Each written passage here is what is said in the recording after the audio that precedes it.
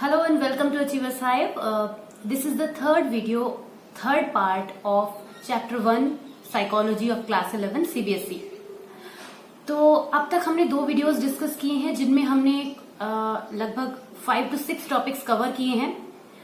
अगर आज का वीडियो शुरू करने से पहले आप उन वीडियोस को देख लें then it would be very good for you. तो उनके लिंक्स जो है मैं डिस्क्रिप्शन बॉक्स में दे रही हूँ, आप वहां पर चेक कर सकते हैं नीचे. तो आज जिन टॉपिक्स के बारे में हम बात करेंगे वो हैं, सबसे पहले तो हम आज के में बात करेंगे development of psychology in India. क्योंकि अभी तक जो हमने डिस्कशन किया है, हमने ये तो डिस्कशन किया है कि साइकोलॉजी का डेवलपमेंट कैसे हुआ, किस तरह से जो है वो साइकोलॉजी ने मतलब बर्थ लिया. लेकिन अभी तक हमने ये बात नहीं करी है कि इंडिया में साइकोलॉजी कैसे आई. उसके बाद हम बात करेंगे ब्रांचेस ऑफ साइकोलॉजी. तो आज ये 2 टॉपिक हैं जो हम कवर करने जा रहे हैं. तो सबसे पहले हम शुरुआत करते हैं development of psychology in India, कि इंडिया में साइकोलॉजी का डेवलपमेंट कैसे हुआ. हम जानते हैं कि जो हमारी कंट्री है यहाँ पर साइकोलॉजी बहुत बाद में आई है. इन 18 के जो हमारा जो 19 का जो दशक था, 19th सेंचुरी जो थी, उसमें साइकोलॉजी आई है. और शुरुआत में फिलॉसफी ने जो था वो बहुत रूल किया, बहुत लंबे समय तक फिलॉसफी ने रूल किया. फिलॉसफर जो थे वो जो थे उन्होंने साइकोलॉजी को एक मौका दिया एक एक्सपेरिमेंट के थ्रू. सबसे पहले जो साइकोलॉजी आई थी, मॉडर्न साइकोलॉजी उस समय पर जो थी, वो स्टार्ट हुई थी कैलकाटा यूनिवर्सिटी से. कैलकाटा यूनिवर्सिटी में 1915 में पहली बार उस समय के जो फिलोसोफर्स थे, फिलोसोफर्स नॉट साइकोलॉजिस्ट, फिलोसोफर्स जो थे, उन्होंने एक लैब सेटअप करी और साइकोलॉजी की फील्ड में कुछ एक्सपेरिमेंट्स किए और ये जानने की कोशिश करी, चीजों को अपने तरीके से समझने की कोशिश करी. उस समय जो एक्सपेरिमेंट्स किए गए, जिनको लेटर ऑन साइकोलॉजी का नाम दिया गया, उस तरह से साइकोलॉजी का इंट्रोडक्शन इंडिया में हुआ.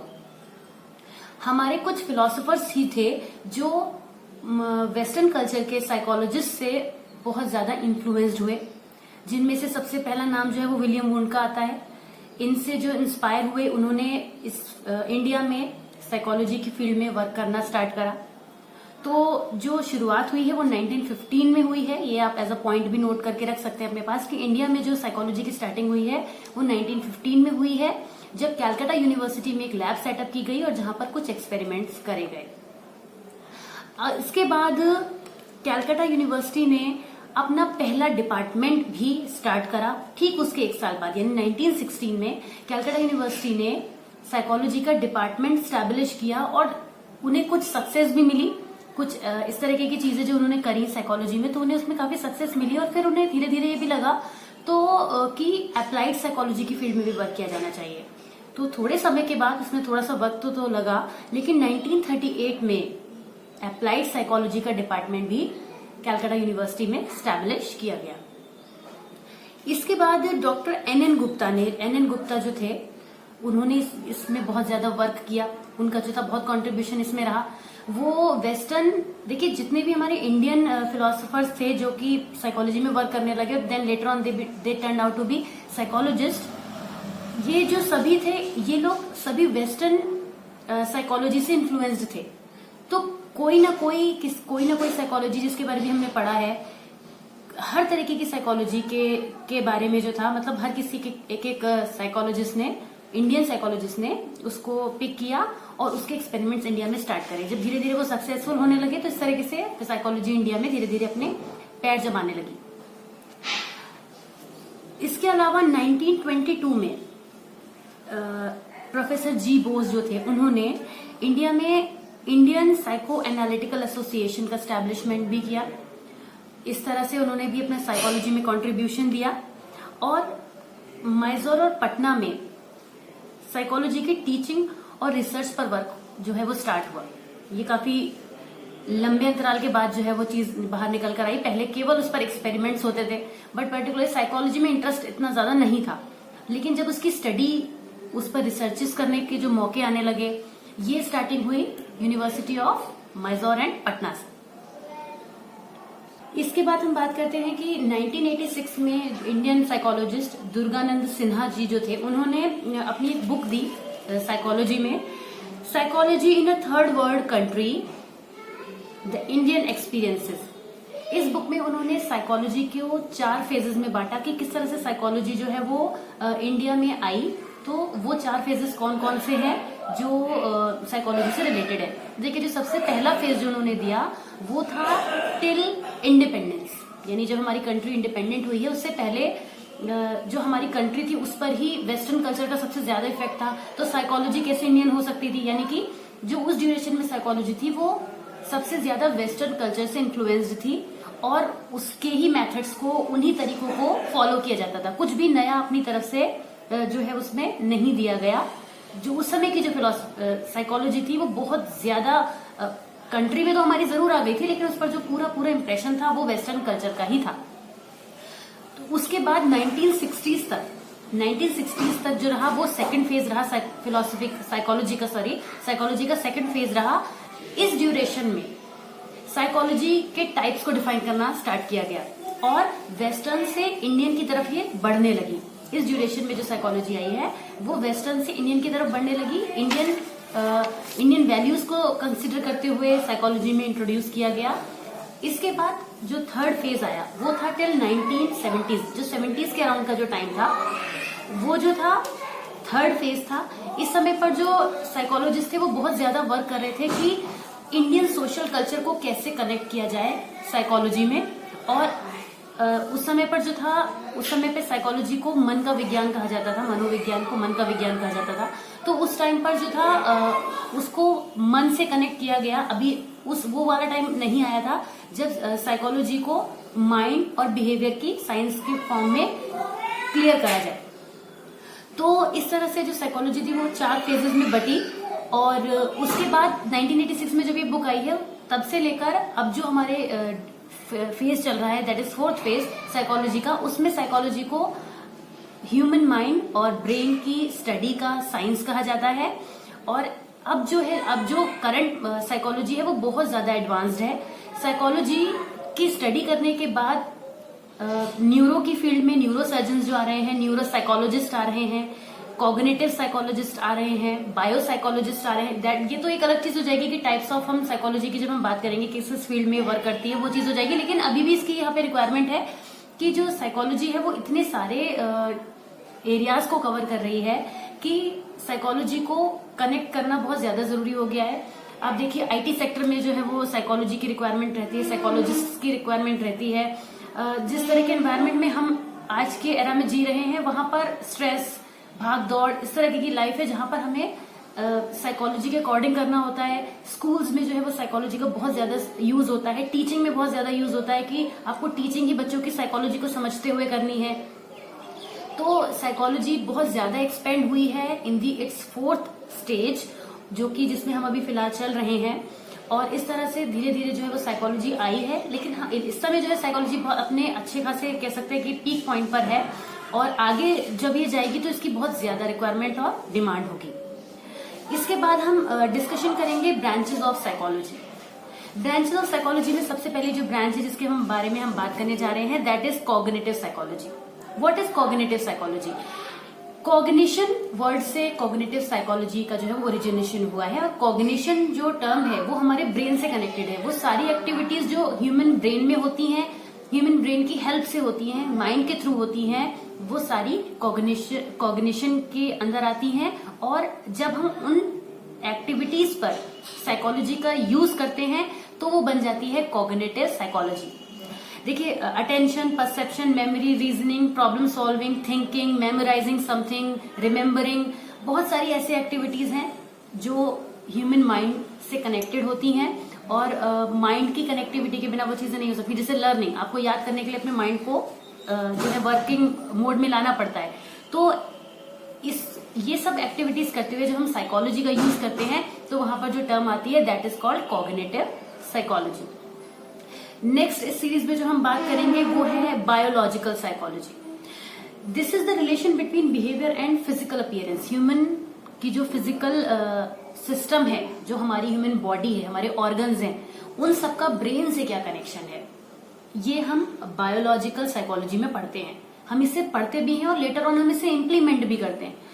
तो ये हमारे नर्वस सिस्टम और ब्रेन को इंक्लूड करती है, हमारे बॉडी ऑर्गन्स को इंक्लूड करती है कि कैसे हमारी बॉडी की फंक्शनिंग होती है जो हमारे ब्रेन से कनेक्ट होती है। नेक्स्ट हम बात करेंगे न्यूरोसाइकोलॉजी की, कि न्यूरोसाइकोलॉजी जो है वो भी एक साइकोलॉजी की ब्रांच है जिसमें न्यूरो साइंटिस्ट साइकोलॉजी का यूज करते हुए न्यूरॉन्स के बारे में पढ़ते हैं, ह्यूमन माइंड के बारे में पढ़ते हैं, ब्रेन के बारे में स्टडी करते हैं, बहुत सारे एक्सपेरिमेंट्स करते हैं, रिसर्च करते हैं और इस तरीके से न्यूरोसाइकोलॉजी का बर्थ होता है। न्यूरोसाइकोलॉजी स्पेशली डॉक्टर्स के लिए बहुत ही कंपलसरी होती है ड्यूरिंग देयर स्टडी पीरियड, क्योंकि इसकी हेल्प से ये जो अपने पेशेंट्स का की जो साइकोलॉजिकल पार्ट है, जो जिसके को कंसिडर करते हुए उन्हें मेडिसिन देनी होती है या कोई भी ट्रीटमेंट करना होता है, ये उसके बेसिस पे करते हैं। तो जो न्यूरोसाइकोलॉजी है that is also a branch of psychology. Next will talk about developmental psychology. ये सबसे ज्यादा यूज होती है। हम चाइल्डहुड से, इन्फेंसी से लेकर और ओल्ड एज तक जो हमारा डेवलपमेंट है वो होता रहता है। एज में ग्रोथ जो है हमारी चलती रहती है, तो उस डेवलपमेंट की जो स्टडी की जाती है वो डेवलपमेंटल साइकोलॉजी में की जाती है।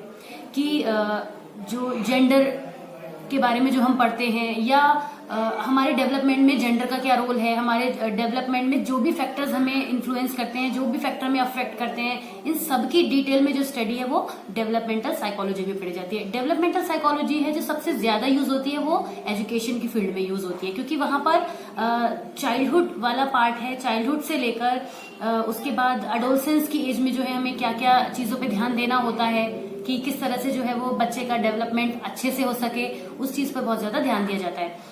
तो डेवलपमेंटल साइकोलॉजी एक ब्रांच है साइकोलॉजी की। इसके बाद आती है सोशल साइकोलॉजी। सोशल एनवायरनमेंट में इंसान कैसे रह रहा है, किस तरीके से। आपने देखा होगा कि कई बार लोग जो होते हैं उनका अपने पड़ोसियों के साथ बिहेवियर अच्छा नहीं होता, या कुछ लोग होते हैं बहुत हेल्पफुल होते हैं, तो किस तरह से वो अपने सोशल वैल्यूज को मेंटेन करके रखते हैं, किस तरह से क्या वैल्यूज हमें फॉलो करने चाहिए, ये सारे हम सोशल साइकोलॉजी में पढ़ते हैं। That is also very wide branch of psychology, क्योंकि सोशली अगर हम देखें तो बहुत सारी चीजें इंक्लूड होती हैं। हमारा behaviour towards the environment, towards the people we are living with, relationship भी है इसमें आता है। तो जो सोशल साइकोलॉजी है that is also branch of psychology. Cross cultural and cultural psychology, इसमें हम देखते हैं कि हमारे बिहेवियर में हमारे कल्चर का क्या रोल है ना, कि जिस कल्चर को हम फॉलो करते हैं वो कल्चर हमारे बिहेवियर को कैसे मॉडिफाई करता है, कैसे बेटर बनाता है, और पर्टिकुलर कल्चर का रोल हमारे बिहेवियर में क्या है, इसकी डीप स्टडी जो है वो कल्चरल और क्रॉस कल्चरल साइकोलॉजी में होती है। हम अगर किसी दूसरे कंट्री में जाके रहने लगते हैं तो वहां पर हमें अडेप्टेशन की प्रॉब्लम हो जाती है, या हम उस एनवायरनमेंट में हमें सेट होने में बहुत ज्यादा वक्त लग जाता है। तो ये सारी चीजें जो है वो cross cultural and cultural psychology की कैटेगरी में आती हैं, जिसमें इन चीजों की डीप में स्टडी होती है। एनवायरमेंटल साइकोलॉजी, हमारा एनवायरनमेंट हमें कैसे इन्फ्लुएंस करता है, क्या क्या फैक्टर्स हैं जो हम पर बहुत ज्यादा अपना प्रभाव डाल सकते हैं। बहुत ज्यादा टेम्परेचर राइज या टेम्परेचर फॉल, या किसी भी प्रकार की कोई नेचुरल कैलेमिटी, या फिर ह्यूमिडिटी, पोल्यूशन, ये सारी चीजें हमारे बिहेवियर को कैसे अफेक्ट करती हैं, इनका हम पर क्या असर पड़ता है, और किस तरह से हम अपने बिहेवियर को इनके साथ एडजस्ट कर सकते हैं, कैसे इस एनवायरनमेंट में हम अडेप्ट कर सकते हैं, कैसे हम बेटर तरीके से अपने एनवायरनमेंट की केयर कर सकते हैं। ये सारी चीजें जो है वो एनवायरमेंटल साइकोलॉजी में आती है। इसके बाद हम बात करते हैं हेल्थ साइकोलॉजी की। हेल्थ साइकोलॉजी जो है वो दैट इज अगेन मेडिकल की फील्ड में ही आ जाती है हेल्थ साइकोलॉजी। इसमें स्ट्रेस, एंजाइटी या हमारी इलनेस का जो ट्रीटमेंट है ये किस तरह से किया जाता है, ये सारा हेल्थ साइकोलॉजी में डिस्कस किया जाता है। क्लिनिकल एंड काउंसलिंग साइकोलॉजी, ये एक साइकोलॉजी की जो ब्रांच है जो इस समय बहुत ज्यादा सक्सेसफुल हो रही है, क्लिनिकल एंड काउंसलिंग साइकोलॉजी। क्योंकि जिस तरह से हमारी सोसाइटी में लोगों को कम टाइम होने की वजह से रिलेशनशिप में प्रॉब्लम आने लगी है, या फिर मेडिकल लेवल पे जाकर उनको अपनी ट्रीटमेंट की जरूरत पड़ जाती है, वो सब कुछ क्लिनिकल एंड काउंसलिंग साइकोलॉजी में होता है। ये एक ऐसी फील्ड है जिसमें आगे चलकर अगर आप साइकोलॉजी में ही अपना मतलब स्टडीज को परस्यू करते हैं तो आगे चलकर आप इसमें अपने करियर को देख सकते हैं, क्योंकि क्लिनिकल एंड काउंसलिंग साइकोलॉजी में क्या होता है, लोग जो है वो मेडिकल की फील्ड में जाते हैं, हॉस्पिटल्स में साइकोलॉजिस्ट की जरूरत होती है, वहां पर ये लोग जाते हैं। इसके अलावा काउंसलर्स की तरह से वर्क करते हैं कि अगर आपने देखा होगा रिलेशनशिप काउंसलर्स होते हैं या एजुकेशनल काउंसलर्स होते हैं, तो काउंसलिंग जो होती है वो हमें ऑलमोस्ट हर एक ऐसा फील्ड है जिसमें काउंसलर्स की जरूरत पड़ जाती है। तो काउंसलिंग एंड क्लिनिकल साइकोलॉजी जो है वो एक काफी वाइड ब्रांच है और फ्यूचर में जो है इसके स्कोप बहुत ज्यादा है। और इस समय जिस साइकोलॉजी की एरा में हम चल रहे हैं वहां पर ये बहुत अपना इंपॉर्टेंट रोल प्ले करती है। नेक्स्ट हम बात करें कि इंडस्ट्रियल ऑर्गेनाइजेशन। यहाँ देखिए जब इंटरव्यूज वगैरह होते हैं तो कोई भी पर्सन जो इंटरव्यू देने आता है उसकी बॉडी लैंग्वेज को रीड करने के लिए, उसकी नर्वसनेस चेक करने के लिए यहाँ पर एक साइकोलॉजिस्ट जो होता है वो पैनल में जरूर बैठा होता है। तो इंडस्ट्रियल ऑर्गेनाइजेशंस में एक तो यहाँ पर उनकी जरूरत पड़ती है, उसके अलावा और भी वर्क जो होते हैं जहां पर इंडस्ट्रीज में साइकोलॉजिस्ट की जरूरत पड़ती है। तो जब हम इंडस्ट्रीज में साइकोलॉजी का यूज करते हैं for whatsoever reason, then it becomes industrial and organisational psychology जो इस फील्ड में काम आती है। Then we come to the next, educational psychology. I told you before कि एक बहुत बड़ी और इंपॉर्टेंट ब्रांच है एजुकेशनल साइकोलॉजी।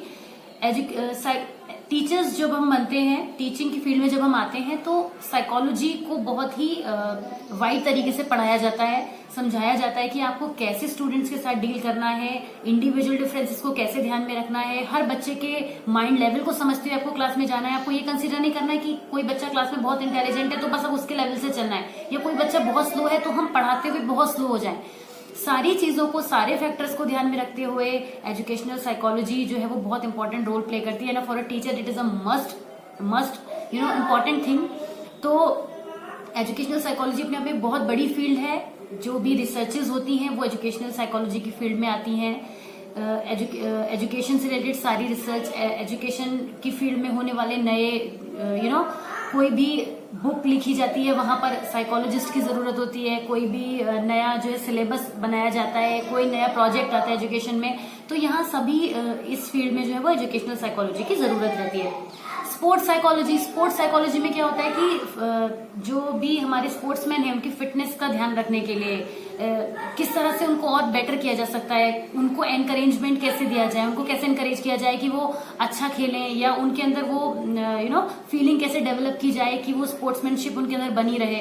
तो वहां पर भी हमें एक साइकोलॉजिस्ट की जरूरत होती है इस डिपार्टमेंट में भी। और यहाँ पर जो साइकोलॉजी यूज होती है दैट इज स्पोर्ट्स साइकोलॉजी। इसके अलावा बहुत सारी और भी फील्ड्स हैं जैसे कि space psychology, military psychology, forensic psychology, engineering psychology, clinical psychology, medical psychology. मतलब मैंने आपको जब ये चैप्टर 1 स्टार्ट किया था, पार्ट 1 में अगर इसको दोबारा पढ़ेंगे तो आपको ये चीज समझ में आएगी कि साइकोलॉजी ऑलमोस्ट इनफैक्ट हर फील्ड में ही यूज होती है। साइकोलॉजी के बिना अब तो लाइफ का एग्जिस्टेंस भी बहुत ज्यादा इम्पॉसिबल है। तो अब आप कोई भी फैक्टर ले सकते हैं जो आप अपनी लाइफ में देखते हैं, उसको आप साइकोलॉजी से कनेक्ट करेंगे, then it will become that branch of psychology. जैसे कि मैंने अभी बोला कि मिलिट्री साइकोलॉजी, स्पेस साइकोलॉजी, तो इस तरीके से साइकोलॉजी की बहुत सारी ब्रांचेस हैं जिनके बारे में हमें पता होना चाहिए, जिससे कि हम इससे पहले कि हम आगे बढ़े और साइकोलॉजी में डिटेल्ड में जाएं तो उससे पहले हमें सारी ही चीजें पता होनी चाहिए। तो ये काफी सारी ब्रांचेस थी जो हमने डिस्कस करी हैं। इसके अलावा अपनी बुक में फ्रॉम पेज नंबर 12 to 15 के बीच का ये जो कंटेंट है जो आज हमने पढ़ा है, आपको इसमें कोई भी प्रॉब्लम है, कोई भी आपका क्वेश्चन है जो आपको समझ में नहीं आया, कुछ भी अगर आपको दोबारा एक्सप्लेनेशन की जरूरत है, आप कमेंट बॉक्स में अपना कमेंट जरूर ड्रॉप कीजिए जिससे कि हम फर्दर ऑन जो है आपको समझा सकें। तो आज हमने 2 टॉपिक कवर किए हैं, developmental of psychology in India और branches of psychology. Next class में हम इसके आगे की बात करेंगे और जो है हम अगला टॉपिक कवर करेंगे। तो आप हमारे साथ बने रहिए, इस चैनल को जरूर सब्सक्राइब कीजिए, आप हमारी प्लेलिस्ट को जरूर जाकर चेक कीजिए जहां पर क्लास 11 साइकोलॉजी के सारे जो है वो टॉपिक्स हम 1 by 1 पोस्ट कर रहे हैं। और जो भी चीज आपको समझ में ना आए वो आप कमेंट बॉक्स में जरूर मेंशन करिए और हमारे साथ बने रहिए। Thank you for watching this video, stay tuned, let's learn together. Thank you, bye bye.